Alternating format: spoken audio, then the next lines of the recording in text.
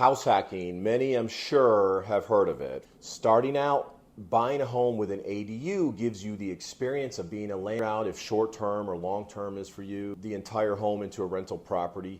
You now have two for the price of one. You've hacked the system. This is a great, relatively low-risk way of doing so, and with FHA behind you, the opportunity is now, and it's more possible than ever. ADU program. They have 3 already approved plans with varying square footage. They offer discounted permit fees, discounted water, sewer, tap fees, and literally doing the legwork for you and encouraging you to buy or build an ADU. The Federal Housing Administration, or FHA, has recently recalibrated how it computes income, a move that's aimed at assisting you in qualifying for a higher home loan amount. This change is absolutely huge, especially if you've been on the fence about diving into the homeownership journey.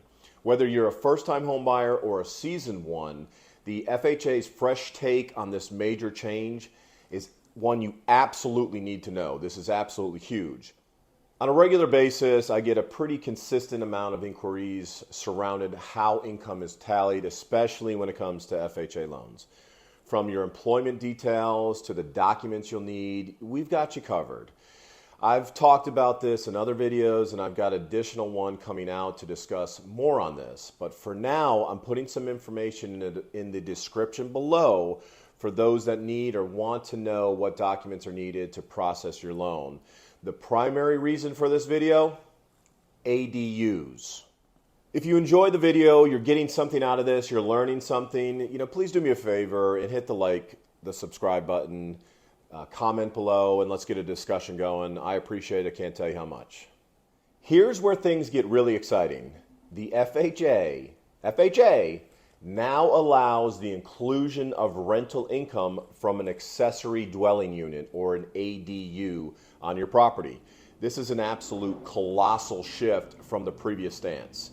Whether it's a garage conversion or a separate unit, as long as it adheres to the city's codes and has a separate door going in and out, the ADU is good to go. This is wild. This move is a big deal, as it could significantly elevate your loan qualifying amount. With the addition of an ADU income, this could be the key to getting you approved for the home you really want, or be that extra bump in income to get you approved to purchase a home with that one more bedroom so your children no longer have to room together. It also turns your primary into a property that helps you offset some of your expenses.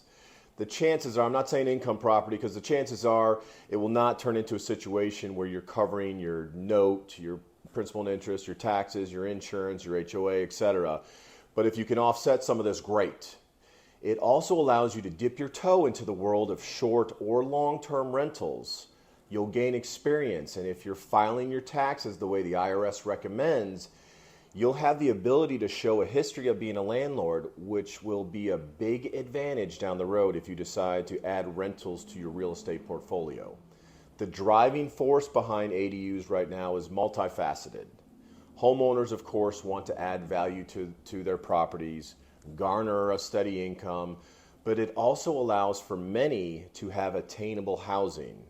In times when every penny counts, having a source of passive income like an ADU can help cushion your financial situation. And for those that are having a hard time finding attainable housing, an ADU can be a perfect place.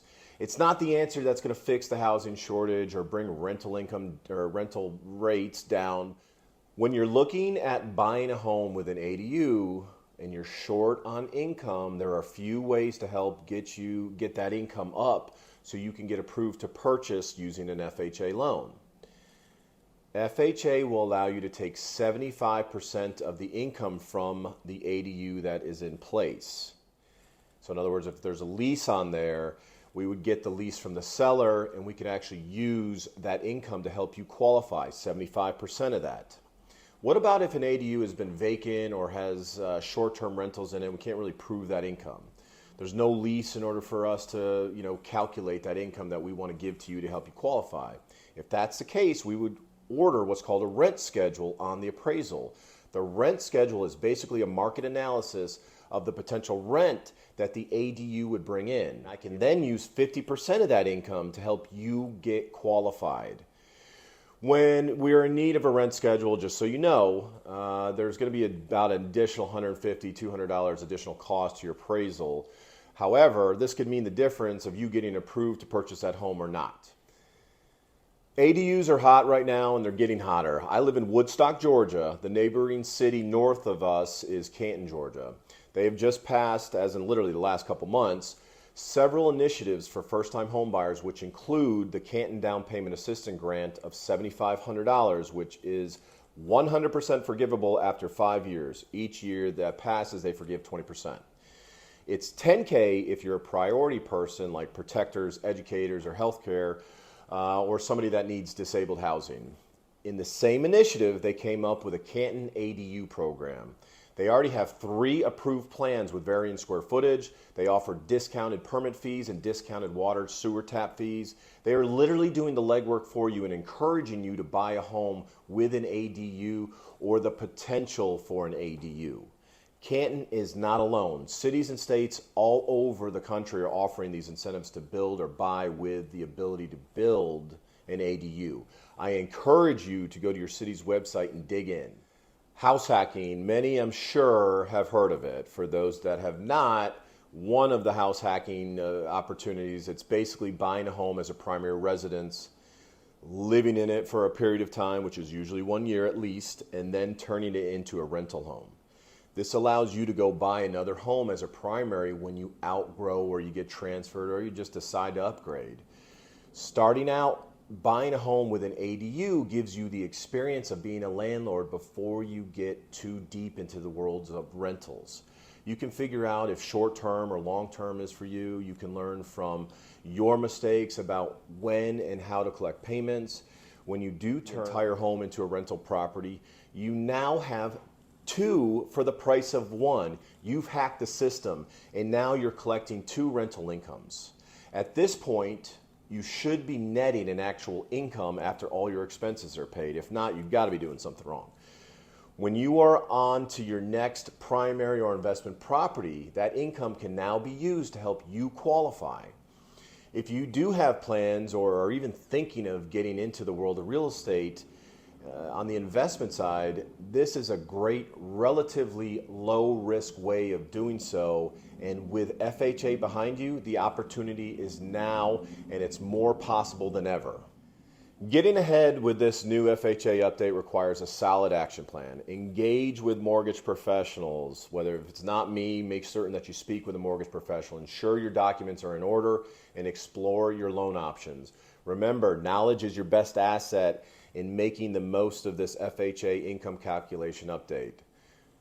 Please subscribe, like, comment below, and let's get a discussion going. My name is Darren Hunter. If you're interested in learning more, please do me a favor and watch the video here.